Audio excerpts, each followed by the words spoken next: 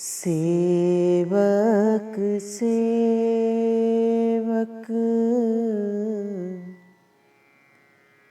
वाणी बोलूं, सेवक सेवक वाणी बोलूं। रूप रंग रस मद में छाके, कुंजन कुंजन डोलो, वाणी भूलो। जाके पड़े सुने अरु गाए, उपजत प्रेम अमोलो। रसिक मुकुंद सुमर हरि चित में, कपट कपाटन खोलो, वाणी बोलो। सेवक सेवक वाणी बोलो, सेवक सेवक वाणी बोलो। परम पूजनीय श्री रसिक मुकुंद जी महाराज कहते हैं, मैं सदा अपने जीवन के अंदर इस सेवक वाणी का गान करता रहूं, इस सेवक वाणी को जपता रहूं, इस सेवक वाणी को रटता रहूं। देखो, ये जो सेवक वाणी आदि जो संतों की वाणियां होती है, अगर कोई मुझसे पूछे इसे पढ़ा नहीं जाता, संत कहते इसे पढ़ा नहीं जाता। अब प्रश्न करो कि पढ़ा नहीं जाता तो क्या किया जाता है?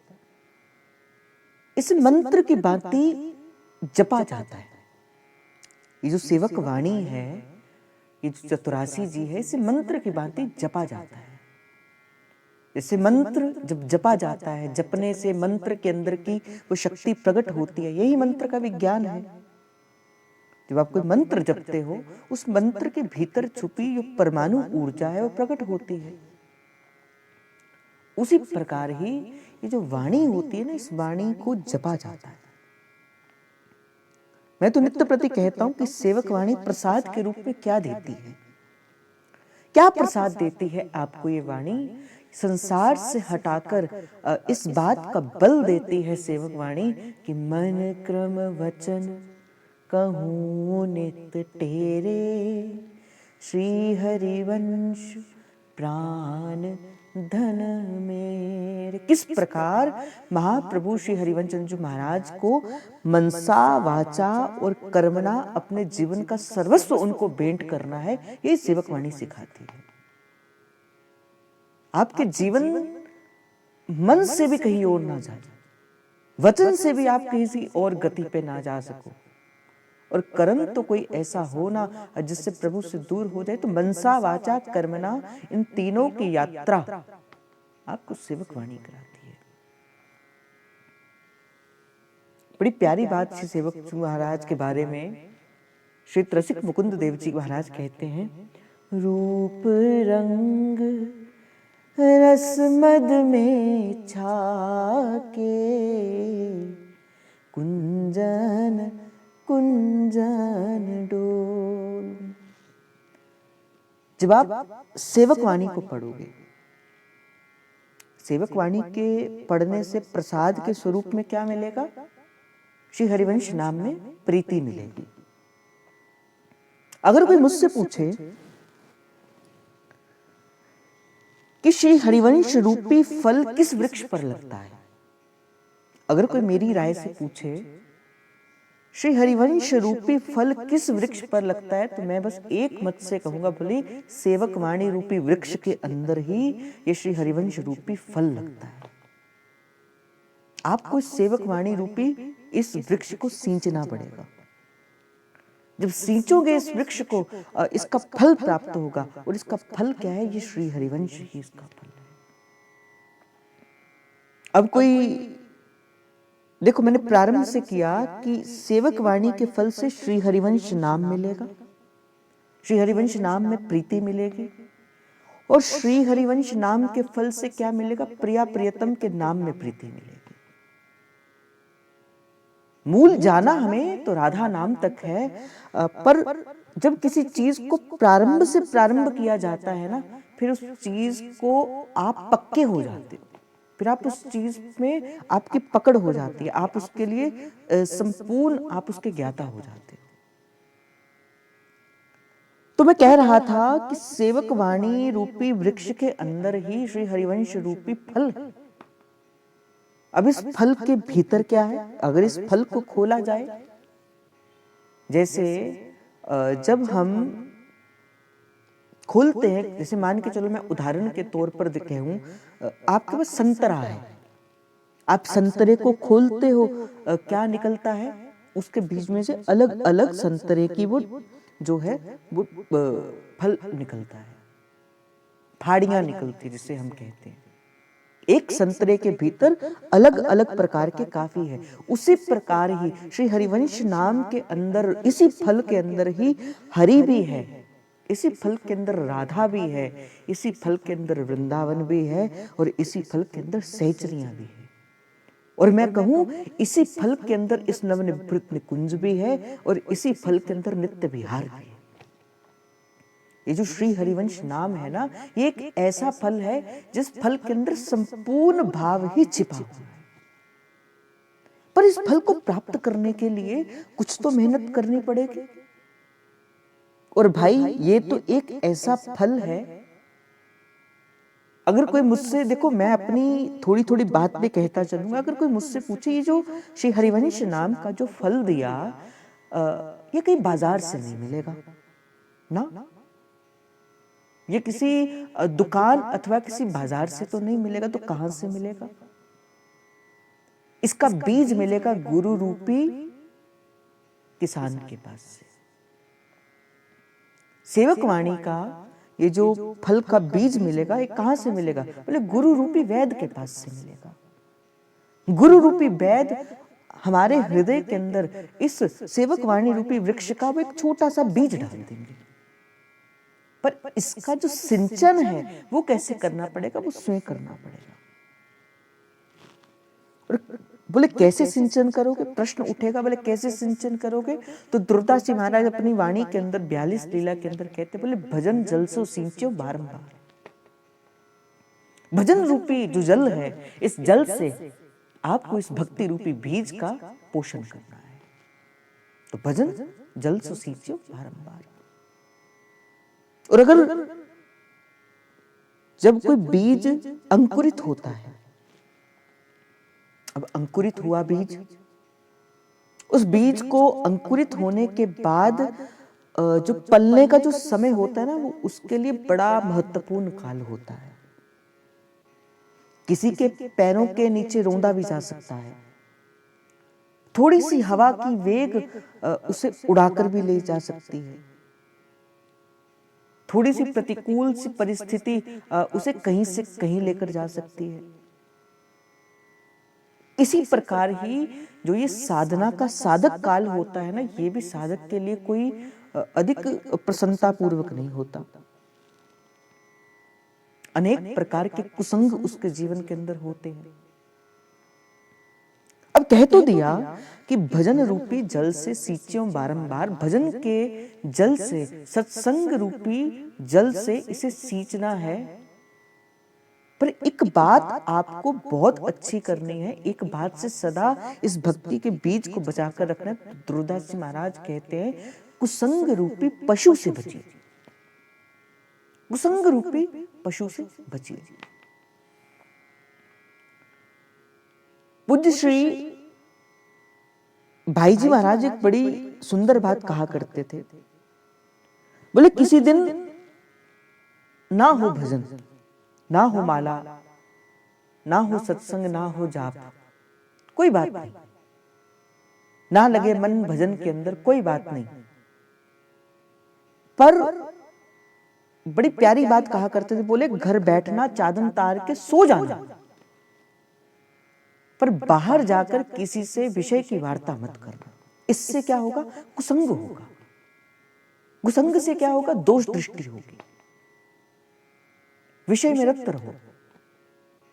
तो कहा नहीं होता भजन, नहीं होता नाम जब, किसी दिन नहीं करे भजन के लिए मन, तो घर पे चादर तार के सो जाना, किंतु किसी का कुसंग मत करना। बोले संग का प्रभाव साधक के जीवन में बड़ी दूर तक रहता है। और एक बात को निवेदन करते हुए मैं आगे बढ़ता चलूंगा, ये आपने भी अपने जीवन के अंदर अनुभव किया होगा कि किसी को अच्छी चीज सिखानी हो ना, किसी को अच्छी चीज वस्तु सिखानी हो, तो उस अच्छी वस्तु को सिखाने के लिए आपको समय लग जाता है, समय लगता है आपको। पर जब कोई बुरी वस्तु हो ना, उसे व्यक्ति देखकर ही सीख जाता है। अच्छी वस्तु को तो सिखाकर सिखाया जाता है, किंतु बुरी वस्तु को तो देखकर ही जीव सीख जाता है। अब कोई धूम्रपान कर रहा हो, बड़ी प्यारी बात आज जय जय ने कही। बोले देखो, आप कई बार कहते, बोले मैं विषय की वार्ता नहीं कर रहा था, मैं कुसंग नहीं कर रहा था, पर मैं कुसंग जो लोग कर रहे थे उनके संग था, पर मैं नहीं कर रहा था। जैसे मानो कोई दो व्यक्ति है, वो आपस में किसी एक दूसरे की बुराई कर रहे हैं, किसी की दोष दृष्टि कर रहे हैं। आप कहो भाई मैं कर नहीं रहा था, पर आप उस समय वहां पे उपस्थित तो थे। अब कोई धूम्रपान करे, कोई धूम्रपान करे, तो जब वो धूम्रपान करेगा, अब जो व्यक्ति संग खड़ा है वो चाहे कभी धूम्रपान नहीं करता होगा, परंतु उसका जो दोष है वो उसको भी तो लगेगा। क्यों? क्योंकि उसका धुआं उसके अंदर भी तो जा रहा है। वो बीमारी जो वो खुद ले रहा है वो उसको भी तो दे रहा है। उसी प्रकार ही आप कहो कि नहीं मैं सिगरेट पी नहीं रहा, मैं बीड़ी पी नहीं रहा, बस मैं उसके पास खड़ा था, पर वो कहीं ना कहीं आपके अंदर भी तो वो एक रिप्रोडक्टिव वो चीज को कर ही रहा है। उसी प्रकार ही संसार के भीतर रहोगे तो कई बार कुसंग होगा। इसलिए महाप्रभु कहते अलम विषय वार्ता, मुझे तो उन जनों से मिलना ही नहीं जो मेरे प्यारी जी का नाम नहीं जानते, जो मेरे राधा वल्लभ का नाम नहीं जानते। महाप्रभु कहते राधा राधिका रति निकुंज मंडली, मैं उन्हीं निकुंज मंडलियों के संग रहूं, उन्हीं संत रसिक वैष्णव के संग रहूं, जिनके संग मेरा भजन अच्छा बनता है। मुझे तो कोई वार्ता करनी नहीं। तो बड़ी प्यारी बात कहते हैं, बोले कुसंग रूपी पशु से बचकर रहो जितना हो सके। अब कुसंग रूपी पशु से कैसे बचना है? बोले जितना हो सके अपने जीवन के भीतर की यात्रा करो, मौन रहो, मौन रहो अपने जीवन के अंदर। और जैसे मैं निवेदन करता हुआ आपको कह रहा था कि जैसे संतरे का ही फल होता है, उसके बीच में अनेक अनेक उसकी डालियां होती हैं, उसी प्रकार ही ये जो श्री हरिवंश नाम का जो फल है ना, इसके अंदर हरि राधा वृंदावन और सहचरियां तो है ही, और इसके संग संग नवनिवृत्त निकुंज भी है, और उस नवनिवृत्त निकुंज के अंदर वो छिपा हुआ नित्य विहार भी छिपा है। आपको केवल क्या करना है, इस श्री हरिवंश रूपी फल का जो वृक्ष है, अर्थात ये जो सेवक वाणी रूपी वृक्ष है, इसका आपको सिंचन करना है। सींचते रहो। कैसे? भजन जल। साधक के जीवन के अंदर भाई, साधक के जीवन के अंदर कुछ समय तो उसके स्वाध्याय का अवश्य होना चाहिए, जिस समय के अंदर वो इन वाणियों की छत्र छाया के अंदर अपने आप को रखे। ये भी एक प्रकार की भक्ति है। और देखो भाई, और दूसरी बात मैं कहता हुआ आगे बढ़ूंगा। महाप्रभु तो कहते, बोले हमारे ठाकुर जी तो कहते, बोले भक्ति का जो नवधा भक्ति उसका पहला सोपान क्या? बोले श्रवणम। सुनो सुनो, पर क्या सुनो, इस बात का विचार भी साधक को अवश्य करना है। कहीं भी कुछ ऐसा मत सुनो जो उसके भजन के भाव के अनुकूल ना हो। कई बार क्या होता है, सत्संग के रूप में कुछ भी बटोरा जाता है, सत्संग के रूप में कुछ भी दिया जा सकता है, कुछ भी बटोरा जा सकता है, पर संग किसका करो? जो आपके धर्म के, आपके नाम के, आपकी परिपाटी के और आपकी सेवा के अनुकूल है। श्री दुर्दास जी महाराज कहते, इष्ट मिले और मन मिले,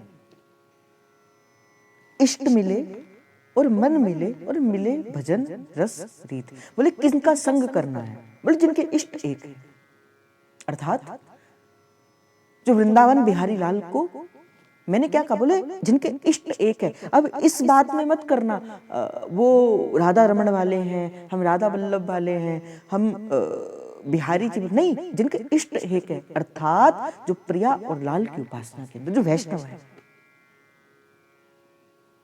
इष्ट मिले और मन मिले। पर थोड़ी और आगे बढ़ते हुए भी श्री दुर्दास जी महाराज कहते, बोले मिले भजन रस रीत। इस पंक्ति के अंदर कहते, बोले हरिवंशियों का संग ही करना चाहिए। सेवक जी महाराज भी अपनी वाणी के छठे स्कंद में कहते हैं, छठे स्कंद के पहले दोहे के अंदर कहते हैं, हरिवंशिसु धर्मिन संग लो। बोले जो हरिवंश के जो धर्मी है ना, बोले उनका संग करो। इससे क्या होगा? मैंने कहा ना कि संग का रंग साधक के जीवन के अंदर अच्छा पड़ता है। संग से भजन और भजन से संग। पर संग करना किसका है? ये साधक के अपने जीवन के अंदर होता है। बोले संग करना किसका है? तो भाव चल रहा, तो बोले सेवक वाणी को पढ़ने से क्या होगा? सेवक वाणी रूपी ये जो वृक्ष है, इसको सींचने से क्या होगा? हरिवंश रूपी फल आएगा। रूप रंग रस मद में छाके। और भाई, जब आप संसार के अंदर भी कोई नशा करते हो ना, नशा, मानो आपने मदिरा ही पी है, मैं आपको उदाहरण के तौर पे कहता हूं, आपने मदिरा पी है, कोई नशा किया, आपने मदिरा पी, आप ना बताओ किसी को, पर सबको खबर पड़ जाती। आपने कोई नशा किया है, सबको खबर पड़ जाती है। आपने भांग पी, सारे संसार को पता लग जाएगा आपने भांग पी है। क्यों? क्योंकि आपके जीवन के अंदर, आपके शरीर के अंदर ही कुछ ऐसे हलचल हो जाएगी कि किसी को पता चल जाएगा आप नशा करके आए। और जब इस संसार का किया हुआ छोटा सा नशा वो सारी रात की खुमारी में रहता है, बोले जिसे प्रभु के नाम का नशा मिल जाएगा, फिर वो उसकी क्या स्थिति होगी? गुरु नानक देव जी तो कहते हैं, नाम खुमारी नान का चढ़ी रहे दिन रात, नाम खुमारी नान का चढ़ी रहे दिन रात। कोई संसार के अंदर भी ना भाई अपने किसी प्रेमी से मिलकर आए ना, उसके मन का आनंद समाता नहीं समाता उसके मन का आनंद, वो प्रसन्न रहता है। और मनमोहन से मिलके आया है और फिर भी प्रसन्न नहीं, इसका अर्थ क्या है? वो मन तो है किंतु अभी मनमोहन का हुआ नहीं। तो मैं आपको निवेदन कर रहा था कि किस प्रकार जब कोई संसार के अंदर कोई नशा करता है तो उस नशे की खबर सारे संसार को पड़ जाती है। क्यों? क्योंकि आपके जीवन के अंदर कोई ऐसी हलचल होती है, आपकी जो शरीर है उसके अंदर हलचल होती है। ये जो हरिवंश रूपी फल है ना, ये भी एक नशे को प्रदान करने वाला फल है। फिर जो इस फल को जो चख लेता है ना, फिर वो अपने बस में नहीं रहता, फिर नहीं रहता वो अपने बस में। फिर वो तो पागलों की भांति, उन्मत्त की भांति इस वृंदावन की गलियों में डोलता रहता है और राधे राधे भूलता रहता है। इस वृंदावन की गलियों में डोलता रहता है और राधे राधे बोलता रहता है। बोले जिससे श्री हरिवंश नाम का नशा चढ़ता है। रूप रंग रस मद में छाके। मैं इसलिए भाई आपसे कहता हूं, आज मैं बड़ी प्यारी बात एक जय की सुन रहा था। जय कहते हैं कि देखो, पता नहीं किन की बात कह रहे थे, पूज्य श्री गया प्रसाद जी महाराज की बात कह रहे थे। कहते थे कि पूज्य गया प्रसाद जी महाराज जब कोई अपना सत्संग कहते थे, उस सत्संग के अंदर जो ठाकुर जी की जो लीला कथा कहा करते थे, तो कई बार जो सत्संग के सुनने के जो उनके संग जो जीव हुआ करते थे, जो साधक हुआ करते थे, वो पूज्य महाराज जी से कहते थे, महाराज जी जो आप कथा सत्संग के अंदर कहते हो, ये कथा कहीं कहीं सुनी तो नहीं होती, कहीं लिखी हुई पढ़ी हुई तो नहीं होती, तो कहां से आपने सीखी, कहां से आपने पढ़ी? तो पूज्य गया प्रसाद जी महाराज बड़ी सुंदर बात कहा करते थे। बोले जो भगवान की कथा होती है ना, उसे केवल भक्त जानता है, केवल भक्त ही है जो भगवान के भेद को जानता है, और समस्त संसार में कोई भी भगवान के भेद को नहीं जान पाया। और जो भक्त होता है वो सदा भगवान के लीला के अंदर सहायक होता है। भक्त सदा भगवान के संग संग ही रहता है। और प्रभु कहते हैं अहम भक्ता पराधीनो, मैं तो भक्त के सदा संग रहता हूं और भक्तों के प्रेम के सदा संगी भी रहता हूं, उनके अधीन भी रहता हूं। तो कहा भाई, पूज्य गया प्रसाद जी महाराज ने कहा, ये जो कथा मैं कहता हूं ना, ये कहीं किसी किताब किसी पोथी में नहीं लिखी। तो साधक ने पूछा, बोले आपको कैसे पता लगा कि ठाकुर जी ने ये लीला करी? तो पूज्य गया प्रसाद जी महाराज ने कहा कि जब मैंने नाम जपा ना, जब नाम जपा, नाम की कृपा से क्या हुआ, हृदय के अंदर रूप प्रकाशित हुआ। और जब नाम की कृपा से हृदय के अंदर रूप प्रकाशित हुआ, फिर रूप की कृपा से लीला प्रकट हुई। जो भक्त, वो जो प्रभु के भेद हैं, जिसे प्रभु छुपा कर रखते हैं, नाम जब से साधक उस रूप के द्वारा, फिर रूप से उस लीला के भेदों को साधक स्वतः ही जान पाता है।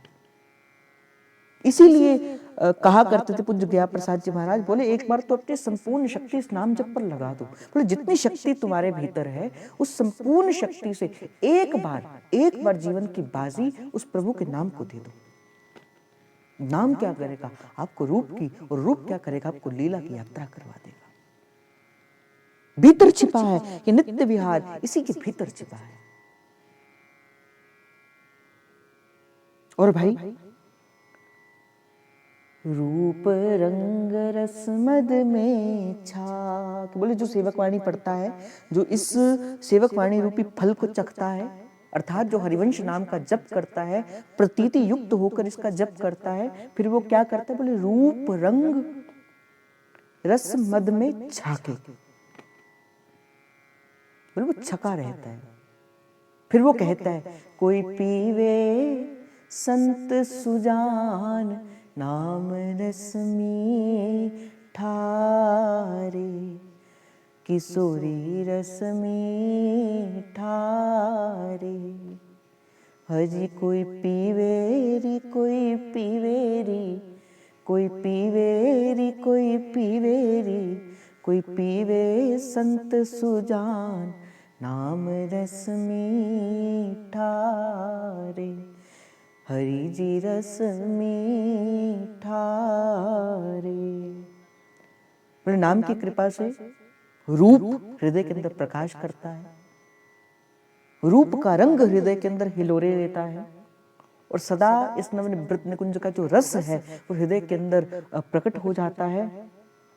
और बोले जब रूप रंग रस हृदय के अंदर प्रकट हो जाता है तो जीव क्या करता है, कुंजन कुंजन डोले। बोले कुंजन कुंजन में उस प्रिया और प्रियतम की याद में जीव उस कुंज कुंज में डोलता है। जाके पड़े सुने अरु गाए। देखो हम मनुष्य जो है ना, हमारी बुद्धि बड़ी तार्किक है, हम बड़ा तर्क करते हैं, किसी भी वस्तु को लेने के लिए बड़ा तर्क करते हैं, अपना अच्छा बुरा सब जानकर ही फिर वो वस्तु लेते हैं, ग्रहण करते हैं। अब कोई मैं कहूं कि आप ये कर्म कर लो, आप ये हवन कर लो, आप ये दान कर लो, आपको ये फल मिलेगा, आप करोगे। क्यों? क्योंकि आप फल की इच्छा से कोई कार्य करते हैं। इसीलिए ही रसिक मुकुंद हरि जी महाराज कहते, मैं पहले कहा कि जब आप सेवक वाणी पढ़ते हो भाई इसको ऐसे मत समझना कि बस पढ़ा और ऐसे ही हो गया, नहीं, कहते मैं इसका फल बताता हूं। जाके पढ़े सुने और गाए, बोले जो इसको पढ़ता है, जो इसको सुनाता है और जो इसको गाता है, जो इसको पढ़ता है, जो इसको सुनता है, जो इसको गाता है। बड़ी प्यारी बात श्री रविदास जी महाराज कहते, बोले कथा क्या, सेवक वाणी या अन्य अधिक वाणी का टीका जो है वो तो आपको पोथी के अंदर भी मिल जाएगा, फिर क्यों संत के पास जाकर किसी वाणी को सुनने के लिए कहा जाता है। बोले संत क्या करता है, कहे कथा और अर्थ विचारे, आप तरे ओरन को तारे, आप तरे ओरन को तारे। बोले संत के पास क्यों जाया जाता है, बोले संत जो है ना वो एक एक शब्द को विचार कर कहता है, जहां तक उसकी पहुंच गई होगी वो वहां तक के रत्न को लेकर आगे आएगा और आपकी झोली में डालने के लिए आता है। कहे कथा अरु अर्थ विचारे, आप तरे ओरन को तारे, आप तरे ओरन को तारे। और भाई अगर श्रोता इस भाव से बैठे कि मुझे प्रभु की कथा सुननी है, मुझे प्रभु के मार्ग में जाना है। देखो कथा के अंदर, सत्संग के अंदर मुख्य भूमिका वक्ता की नहीं होती ना ना। कोई मुझसे कहे कि मुख्य भूमिका वक्ता की होती, नहीं, मुख्य भूमिका किसकी, बोले श्रोता की है। जैसा श्रोता का हृदय का भाव होगा ना सत्संग प्रभु वैसी ही बात वक्ता के मुख से निकालेगा, जैसा आपका पात्र होगा। आपको क्या लगता है कि भाई यहां से जो बात कही जाती है क्या वो मेरे किसी गुण की वजह से, ना ना ना, ये तो कहना ही मेरे शायद मैं अपने मार्ग से पीछे हो जाऊं अगर इस बात को कहूंगा। भाई आपके मन का भाव है कि यहां से भाव को कहा जाता है, ये आपके हृदय का हो सकता है कि आपके लिए, मैं तो आपसे भाई बार बार कहता हूं, मैं आपसे बार बार कहता हूं, आप के भीतर जो बैठा प्रभु है ना, उसकी जब कथा सुनने की इच्छा होती है ना, वही मेरे हृदय के अंदर बैठ के उस कथा को कहता है। क्यों? क्योंकि हमारा हृदय एक ही है। आपका हृदय और मेरा हृदय कोई दोनों नहीं है। आप कई बार मुझसे कहते हैं कि भाई हम कोई बात कह रहे थे और बात कहते कहते आपने वही बात कह दी, कौन है जो कहलवाने वाला है, क्या मैं हूं ना? अर्थात मेरे अंदर बैठ के उसी प्रेम प्रभु ने आपका उत्तर दे दिया। और जो कथा होती है ना, कथा सत्संग कोई समूह का करने की बात नहीं। कथा का अर्थ ये नहीं होता कि क्या है कथम, कथा का अर्थ ये नहीं कि क्यों, मतलब क्या। कथा का अर्थ ये नहीं होता कि जैसे मैं आपसे कहूं कि प्रभु श्री राम जी का जन्म हुआ, ये कारण थे, ऐसा हुआ, वो तो आप कहीं से भी पढ़ लोगे। कथा का अर्थ होता है क्यों हुआ, सेवक वाणी प्रकट हुई तो क्यों हुई, ये वाणी प्रकट हुई तो क्यों हुई, सेवक जी महाराज ने ये पंक्ति कही तो क्यों कही, क्या कारण था इसके पीछे को कहने का। जब आपको ये भाव पता हो जाए फिर हाँ आपने कथन कहा। और कथा कभी, आजकल तो कथा का रूप बदल गया ना, कथा कभी समूह के अंदर तो होती नहीं थी। बोले कथा आपने जितनी भी सुनो, भागवत की कथा है केवल 2 के मध्य में घटी, राजा परीक्षित और सुखदेव जी महाराज के भीतर। गीता की कथा है, ये किसके मध्य घटी, अर्जुन और भगवान श्री कृष्ण के मध्य घटी। ये जो हम कथा पढ़ते हैं श्रीमद् रामायण की, किसके मध्य घटी, महादेव और माता गोरजा के मध्य घटी। याज्ञवल्क्य जी और भरद्वाज ऋषि के मध्य घटी। कागभसुंडी जी और गरुड़ जी के मध्य घटी। और भाई कोई ना मिले तो तुलसीदास जी कहते, बोले मुझे तो कोई जब मिलता नहीं, बोले मैं कथा किसको सुनाता हूँ, बोले अपने मन को ही सुनाता हूँ। तो कथा तो कोई भीड़ को बनाने के लिए कथा नहीं की जाती, कथा तो एक को भीड़ से निकालने के लिए की जाती है। आप संसार रूपी भीड़ के अंदर हो ना, आपको निकालकर प्रिया प्रियतम के चरणों में डालना है, इसलिए कथा की जाती है। क्यों? क्योंकि आपके जीवन का मंतव्य है, आपके जीवन का गंतव्य है। आप इस संसार के जन ही नहीं होते तो संसार की विषय वार्ता में आप भी रहते, परंतु आप किसके हो? आप तो प्रिया प्रियतम के हो। बोले जो सेवकवाणी पढ़ता है, मैं कह रहा था, मैं आपको निवेदन कर रहा था, बोले जो पढ़ता है सेवकवाणी को, और जो गाता है सेवकवाणी को, जो ध्याता है सेवकवाणी को, तो बड़ी प्यारी बात कर रहे, बोले उपजत प्रेम अमूल्य, बोले अमूल्य प्रेम जो है ना, उसके हृदय के अंदर स्वतः ही उपजत हो जाता है। जो अमूल्य प्रेम है, जो नवनिवृत्त कुंज का जो रस है, जिस रस को प्रकट करने के लिए महाप्रभु का अवतार हुआ है, वो प्रिया प्रियतम का वो अद्वितीय रस, अकथनीय अविश्वसनीय जो रस है, जो प्रेम रस से भरा हुआ है, वो सदा ही एक जापक के हृदय के अंदर प्रकट हो जाता है।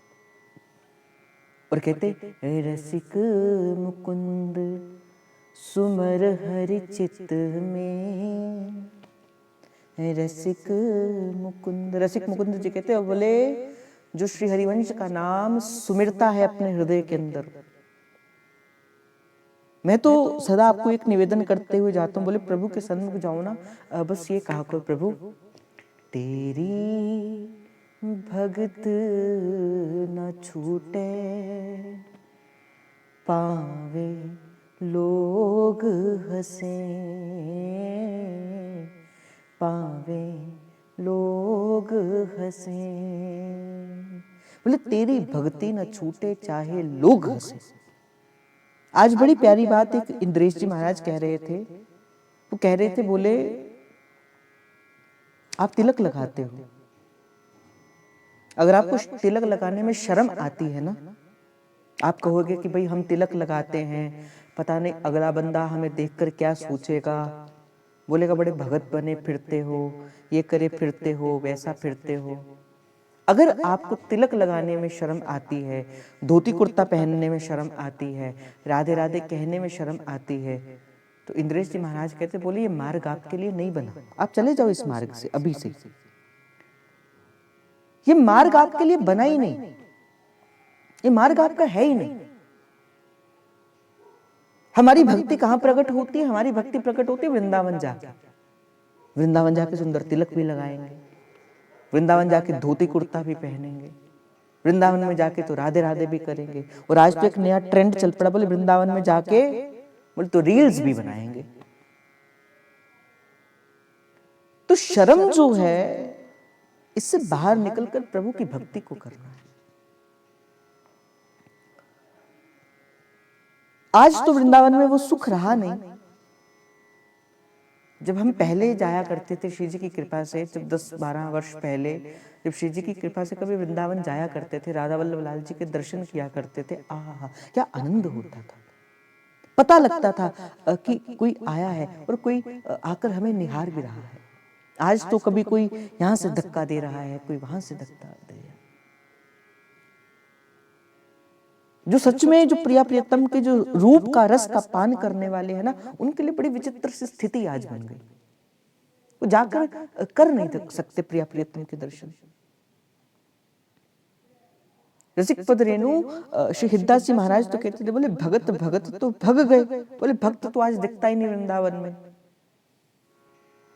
और भक्ति दिए भगाए, बोले कोई यहाँ भाग रहा है, कोई वहां भाग रहा है, कोई ये कर रहा है, कोई वो कर रहा है। आजकल की भक्ति, चाहे ये मेरा हो सकता है कि शायद मेरी ही कोई दृष्टि वैसी हो, पर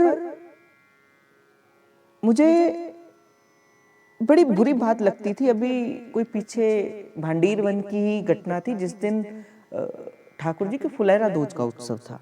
मैंने एक रील देखी इंस्टाग्राम के अंदर, बोले जितने नचनीय है ना, नचनीय, मैं शब्द दूंगा नचनीय,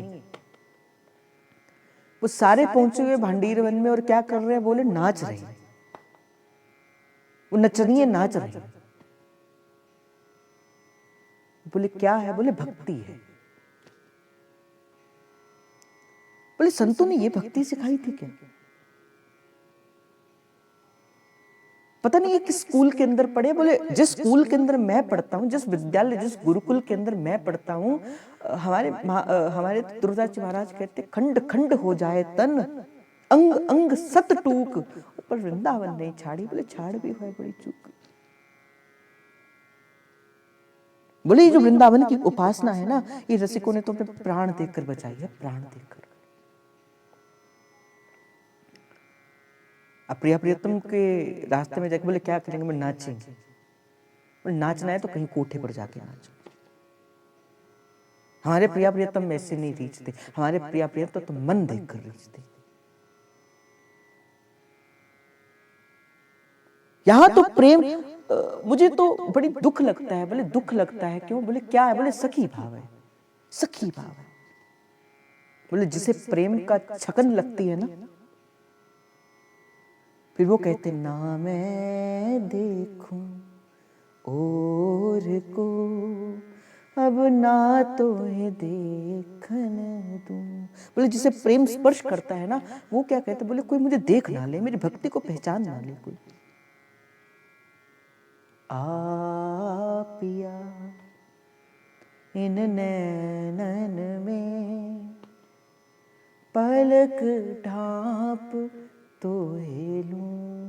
बोले ये क्या? बोले कलयुग का प्रभाव है ये। आज भक्ति दर्शन का विषय नहीं, आज भक्ति तो प्रदर्शन का विषय बन गई। ये कलयुग का प्रभाव है। ना मैं देखूं और को, बोले उन्हें कोई लेना देना नहीं ब्रज की लताओं से, उन्हें कोई लेना देना नहीं यमुना जी से, उन्हें कोई लेना देना नहीं ब्रज की कुंजन से, लता खग मृग पशु से कुछ लेना देना नहीं, संतों से, रसिकों से, वैष्णवों से कुछ लेना देना नहीं, राधा वल्लभ लाल जी कुंज बिहारी से कुछ लेना देना नहीं।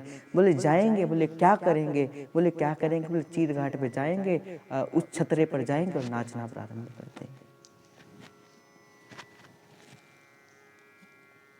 और हम जैसे जन ही ना उनको अप्रिशिएट करते हैं।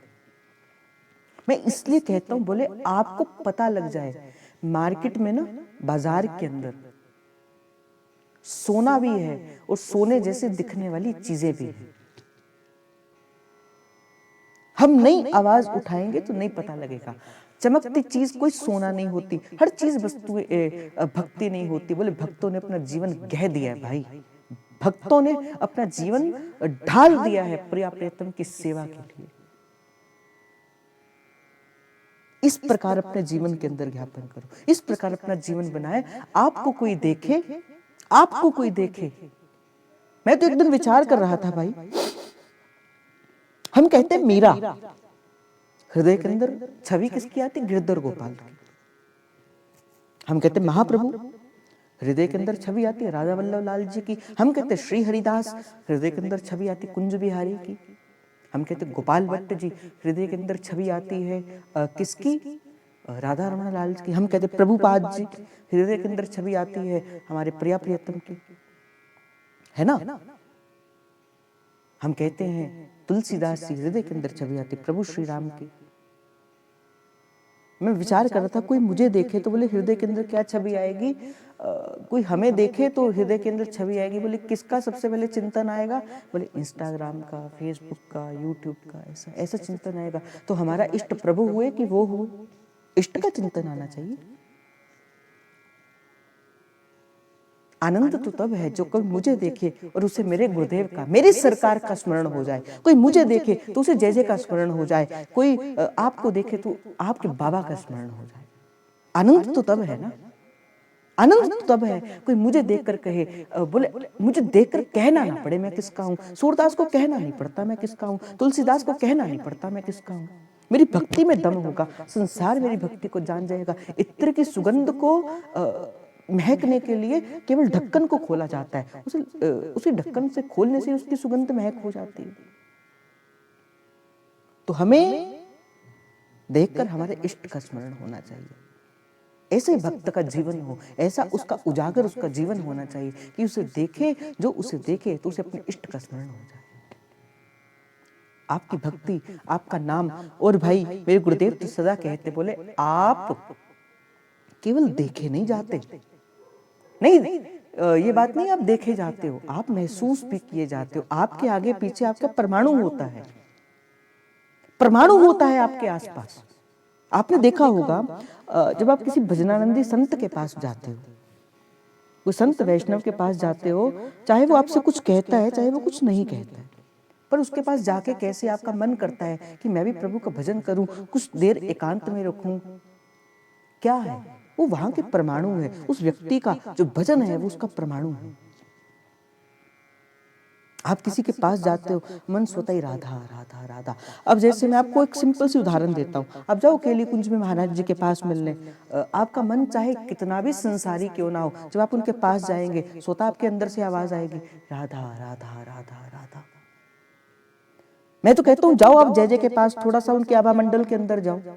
जैसे जय जय के आभा मंडल के अंदर जाओगे, आपका मन स्वयं करेगा, श्री हरिवंश श्री हरिवंश श्री हरिवंश। मन के अंदर वो तरंगे, वो वैसी तरंग उड़नी प्रारंभ हो जाएगी, श्री हरिवंश श्री हरिवंश।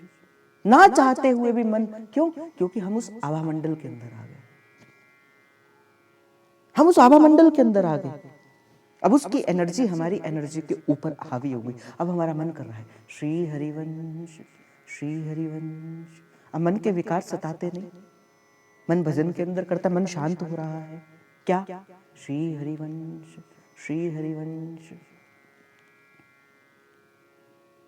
तो आपका भी ऐसा चरित्र हो ना, आपका भी नाम जब ऐसा हो, आपका भी गुरुमंत्र ऐसा पक्का हो जाए कि जब कोई आपके आभा मंडल के अंदर आए ना, वो भी कहे श्री हरिवंश श्री हरिवंश श्री हरिवंश। जब कोई जन कहते ना, बोले हमारे ऐसा है हमारे वैसा है, क्या करें क्या करें, मैं कहता हूँ नाम जप करो। नाम जप क्या करेगा? आपके आसपास एक ऐसा ओरा बना देगा, एक एनर्जी का, जो दिखता तो नहीं है, वायु दिखती तो नहीं है, किंतु वायु के अंदर सब कुछ होता है। तो आपकी भी तो ऐसी एनर्जी हो।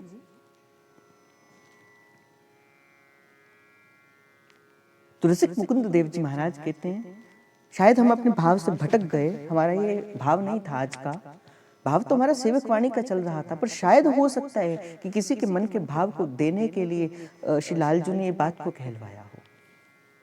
रसिक मुकुंद सिमर हरि चित्त में।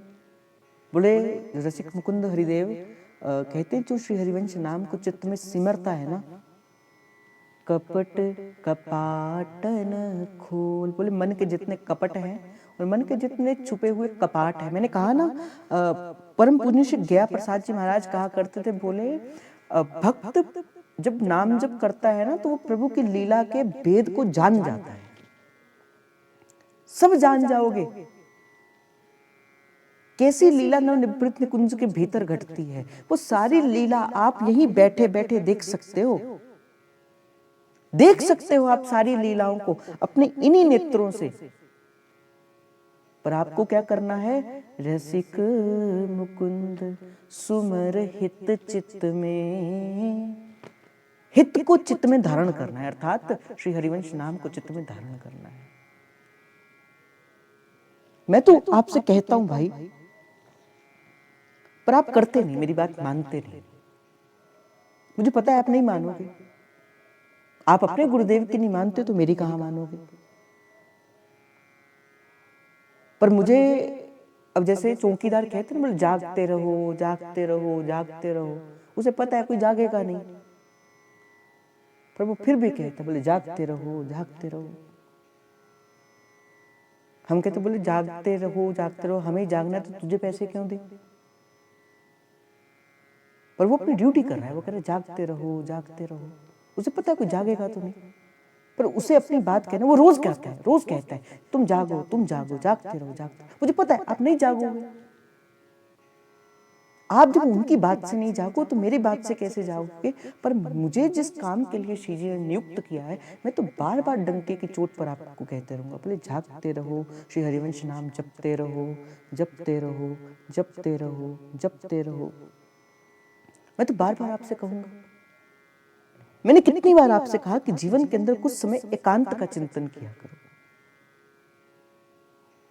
जो जीवन की सर्वदा इस नवनिवृत्त निकुंज में जाने की जो पहली जो मार्ग है ना, जो द्वार है, जिस द्वार से लांघ कर इस नवनिवृत्त निकुंज के अंदर भीतर प्रवेश किया जाता है, वो क्या है? वो एकांत है।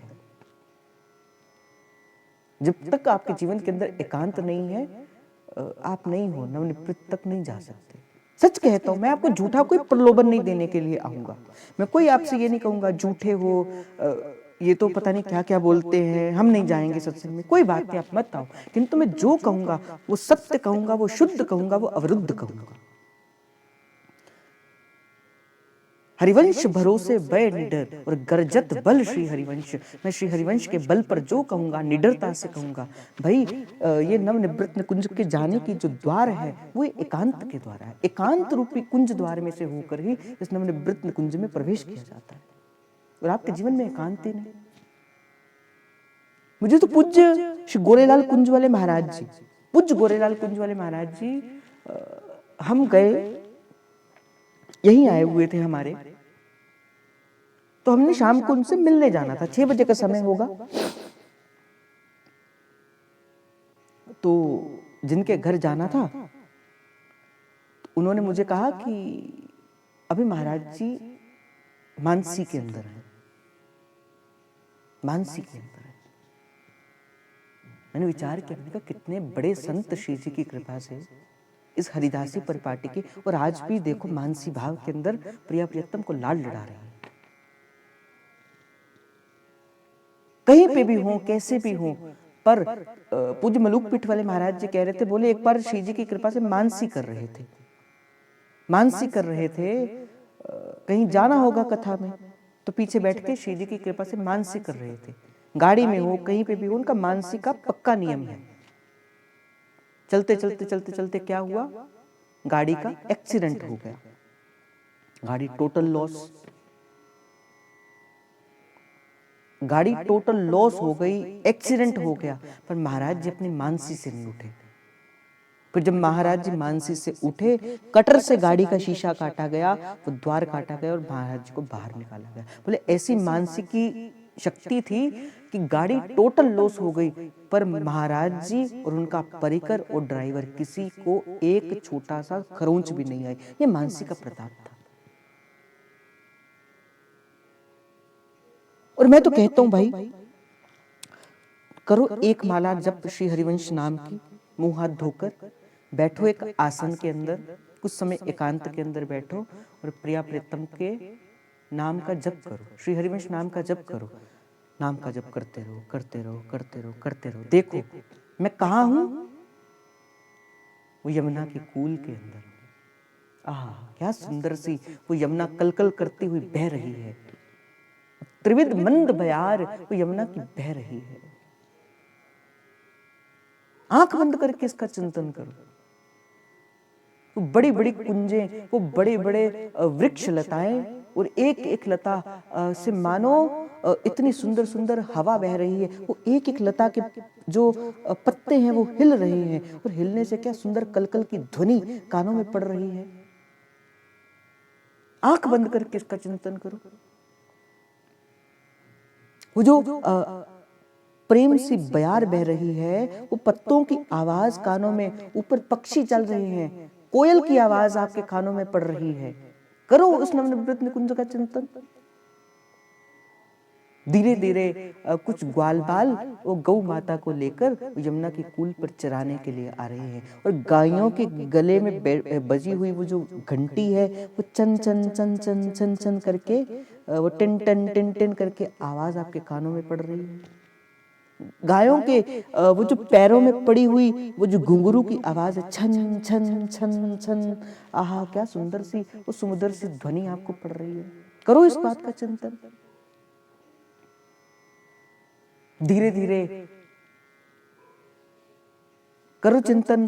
प्रिया जो अपनी अष्ट सखियों के संग प्रवेश कर रही है, लाल जो मधुमंगल सुदामा आदि गोप बालकों के संग प्रवेश कर रहे हैं, इधर सखियां विराजमान, इधर नंद आदि गोप आदि नंदलाल आदि विराजमान हैं। करो इस बात का चिंतन।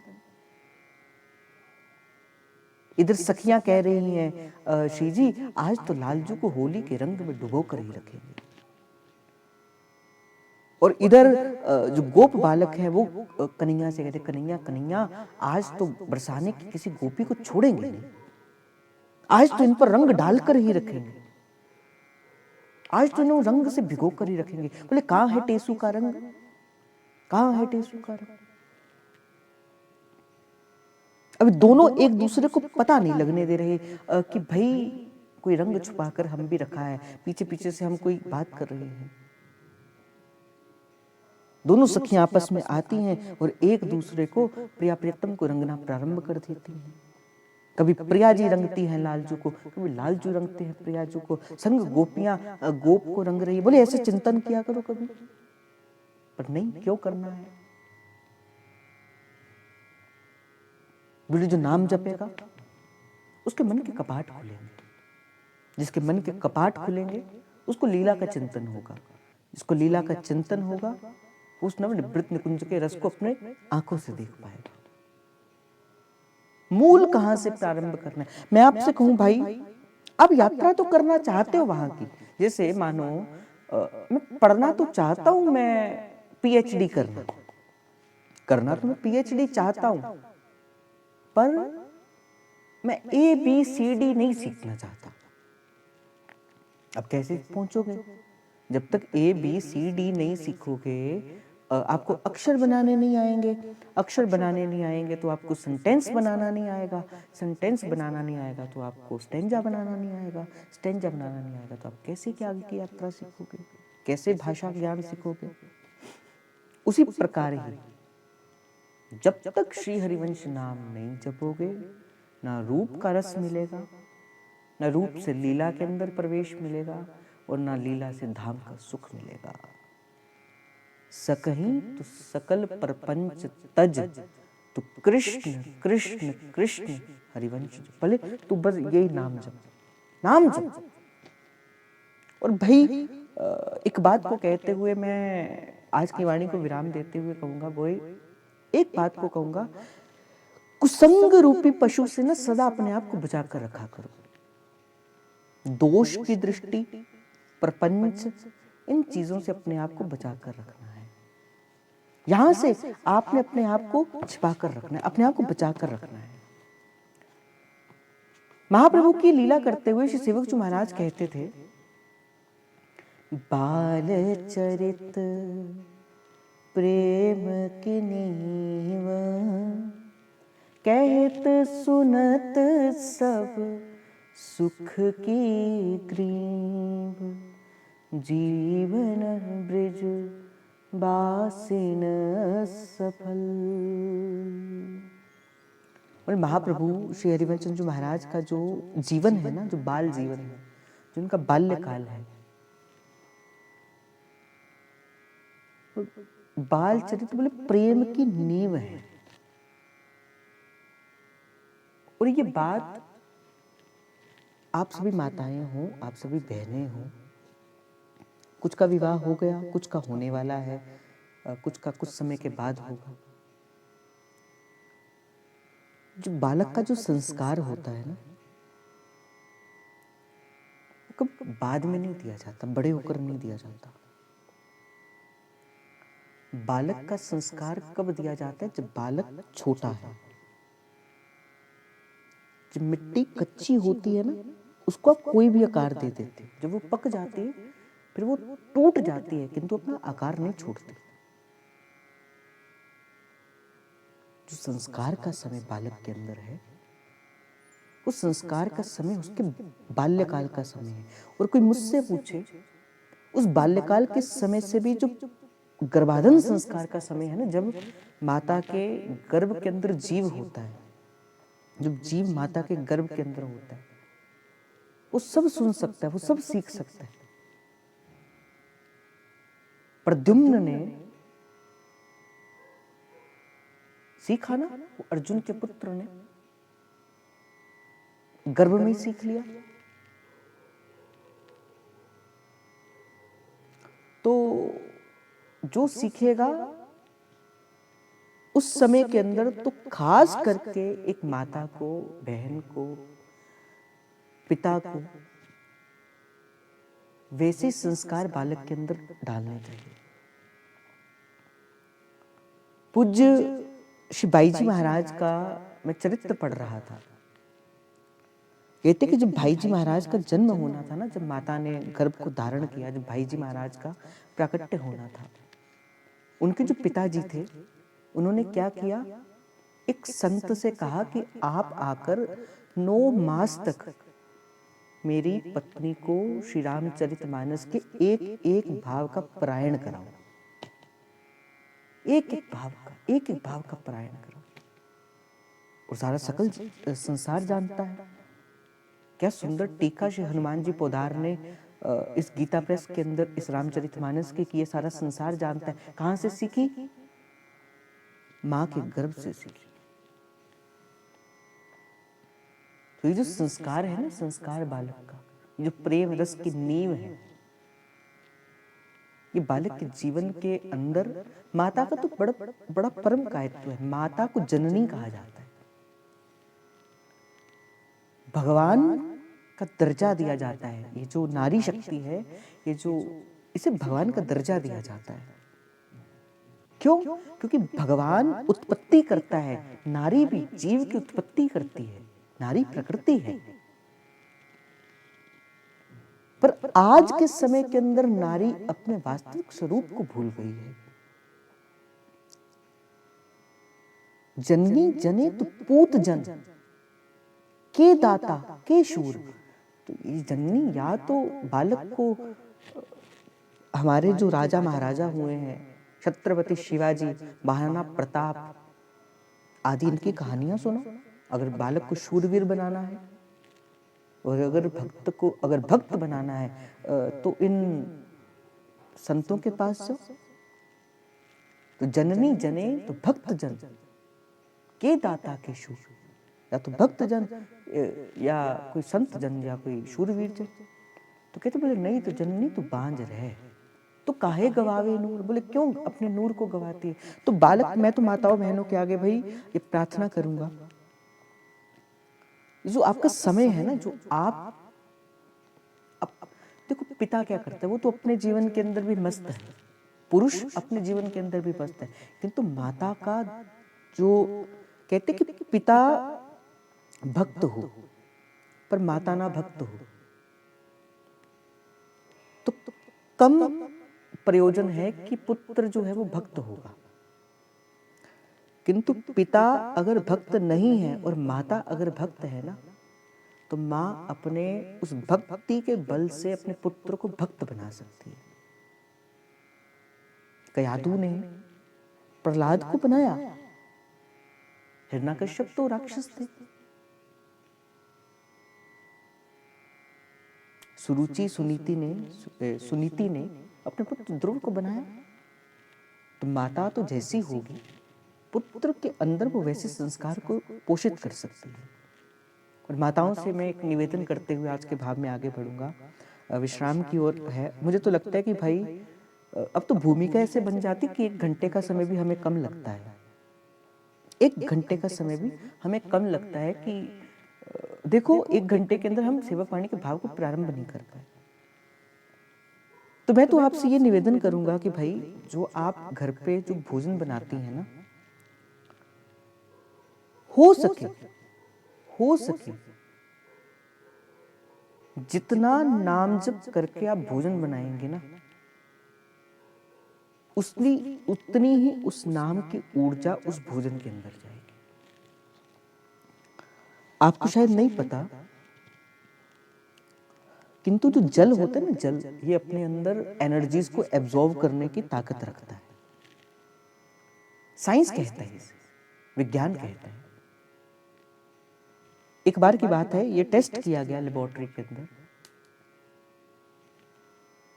एक तालाब से जल की 2 बोतलें भरी गई, एक समय में एक जैसी बोतल जल से भरी गई। अब एक जल की बोतल को एक कमरे में रखा गया और दूसरे जल की बोतल को दूसरे कमरे में रखा गया।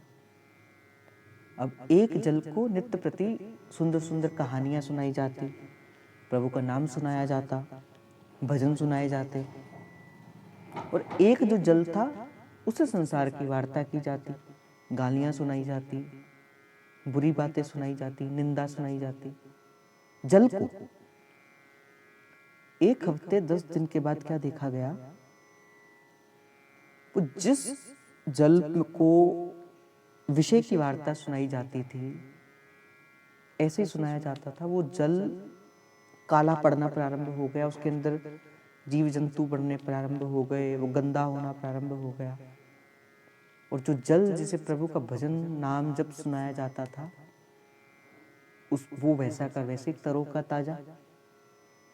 और जब आप भजन करते हुए भोजन बनाती है ना, जब आप नाम जप करते हुए भोजन बनाती है, आज भी राधा वल्लभ जी में, बिहारी जी में, हमारे गुरुद्वारों में, अन्य भगवत स्थानों के अंदर जब प्रसादी बनाई जाती है ना, तो कहा जाता है कि जब आपने दाल बनानी है, सब्जी बनानी है, रोटी बनानी है, हम तो गुरुद्वारे के अंदर तो बड़ा सुंदर हमारे यहाँ पे चलता है, बोले जब आप करते हैं ना, बोले सारे क्या कहते हैं, वाहे गुरु वाहे गुरु वाहे गुरु वाहे गुरु वाहे गुरु वाहे गुरु वाहे गुरु वाहे गुरु वाहे गुरु।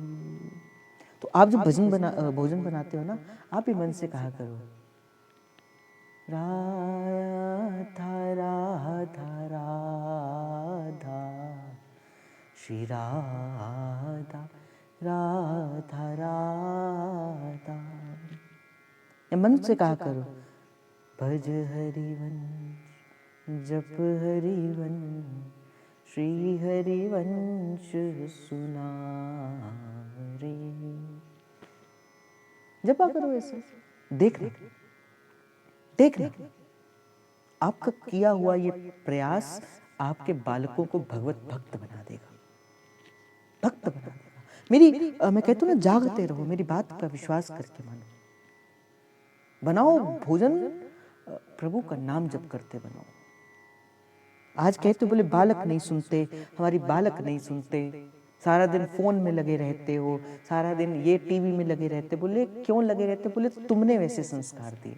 आप मोबाइल देखना कम करो, बच्चे भी कम करेंगे। आप टीवी देखना कम करो, बच्चे भी टीवी देखना कम करेंगे। आप भजन करो, बच्चे भी भजन करेंगे। तो बाल चरित्र प्रेम की नींव, जो बाल का चरित्र, जो बालक का चरित्र है, प्रेम की नींव होता है। अब ठाकुर जी की जितनी बाल लीलाएं थी, महाप्रभु की जितनी बाल लीलाएं थी, वो तो प्रेम ही भरा था। उस सभी लीलाओं के मूल के अंदर प्रेम ही भरा था।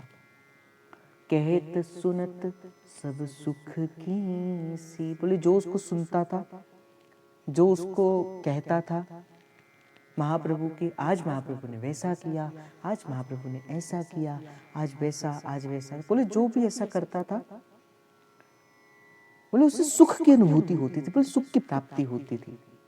बोले जीवन ब्रजवासी, बोले जितने ब्रजवासी थे वो कहते थे हमारा जीवन सफल हो गया कि हमें इस बाल हरिवंश के दर्शन नित्य प्रति हो जाए। जैसे गोपी कहती थी ना, बोले जीवन हमारा सफल हो गया। बोले क्यों, बोले नित्य प्रति कन्हैया के दर्शन हो जाते हैं। जैसे गोपी कहती है, जयति तेधिकम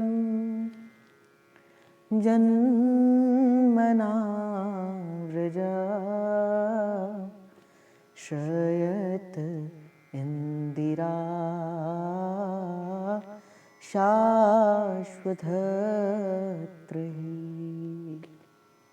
बोले इस ब्रिज की जय है। बोले क्यों?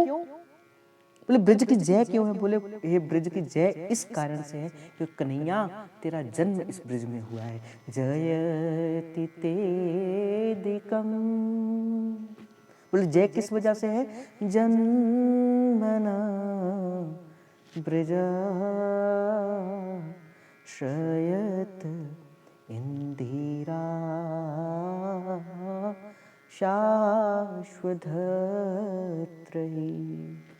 मुझे तो बड़ी प्यारी लगती है गोपी गीत की वो पंक्तियां, जब गोपी कहती है तव कथामृतम तप्त जीवनम, कि आपकी कृपा से मेरा जीवन तृप्त हो जाता है। भुवि गृह्णन्ति ते। आहा, क्या सुंदर है गोपी गीत। कभी श्री जी कृपा करें इस गोपी गीत की चर्चा करेंगे, मुझे तो बड़ा प्रिय लगता है। जयति तेतिकम जन्मना व्रज श्रयत इंदिरा शाश्वतत्रयी। बड़ी भाव मेरे मन के अंदर आता है। मैंने अभी बड़ी चीजें सोची हुई हैं आपके लिए। एक बार मेरा मन करता है यमुनाष्टक की चर्चा करें, एक बार मन करता है गोपी गीत की चर्चा करें, एक बार मन करता है वृंदावन शतलीला की चर्चा करें, कभी मन करता है इसकी चर्चा करें। आपका जैसा पात्र होगा वैसा श्री जी प्रसाद देंगे। देखो, मैंने कभी कोई प्रोफेशनली सीखी नहीं किसी से, पर हाँ मेरे गुरु की कृपा का बल मेरे ऊपर अवश्य है। ये जो कुछ यहाँ से जो ये वाद्य बजता है ना, ये बजाने वाला कोई और है। देवनहार कोई और है, अज जो देवे दिन रैन, अज लोक भरम हम पे करे, भई तासो नीचे नैन। बोले हमारे बजाने वाले तो कोई और है, जैसी उनकी आज्ञा होगी। क्योंकि मैंने आज तक ना कभी गोपी गीत के भाव को पढ़ा, ना मैंने यमुनाष्टक के भाव को उत्तर में पढ़ा, पर हाँ मन के अंदर भाव आया है कि जयति तेदिकम जन्मना व्रज श्रयत इंदिरा शाश्वतत्रयी। अभी तो श्री जी कृपा करें, हम उस भाव की चर्चा भी करेंगे। मुनिंद्र वृंद वंदिते त्रिलोक शोक हारिणी, प्रसन्न वक्र पंकजे निकुंज भूविलासिनी, विजेंद्र भानुनंदिनी विजेंद्र सूनु संगते, कदा करिष्यसि हम कृपा कटाक्ष भाजन। पर मैं जब भी चर्चा करने बैठूं मुझसे जल्दबाजी मत करवाना, जल्दबाजी मत करवाना। जैसा जैसा मेरे पे भाव आता रहेगा मैं वैसे वैसे करता जाऊंगा। हो सकता है भाई, मैं तो कई बार विचार करता हूँ ये सेवक वाणी तो 2 दिन या 3 दिन का विषय है, पर हो जाती है बड़ी। मैं क्या करूँ, मेरे बस में नहीं। मैं प्रेम प्रेम से धीरे धीरे से चलने की मेरा मन करता है। मैं कहता हूँ कि भाई आप पढ़ो तो आप ऐसा पढ़ो कि आप उतर जाओ इसके भीतर। पर मैं आपको एक पढ़ाता हूँ घर जाके, पर आपको उस चीज़ को खुद पढ़ना है, फिर आपको उसका उत्तर समझ आएगा। श्री जी की कृपा से अभी यमुनाष्टक आएगा, गोपी गीत आएगा, मधुराष्टकम आएगा, राधा कृपा कटाक्ष आएगा, वृंदावन शतलीला आएगी। लो 5 कथाएं तो मैंने आगे की कह दी आपको। श्री जी की कृपा से भाव चलेगा। ये 5 भाव अभी तो और चरित्र आने हैं, मीरा जी के आने हैं, कबीर जी का आना है, और बुल्ले शाह जी का आना है। जैसे जैसे श्री जी कृपा करती रहेंगी, ये सत्संग सुधा बहती रहेगी, मेरे गुरुदेव का आशीर्वाद बना रहा तो ये श्री जी का भाव चलता रहेगा। आज का भाव श्री जी के चरणों में समर्पित, गुरुदेव भगवान की कृपा का आश्रय लेते हुए, उनके चरणों का स्मरण करते हुए, सभी के हृदय के अंदर बैठे प्रेम प्रभु को, हित प्रभु को जय जय श्री हरिवंश, जय जय श्री हरिवंश, जय जय श्री हरिवंश। प्रणाम।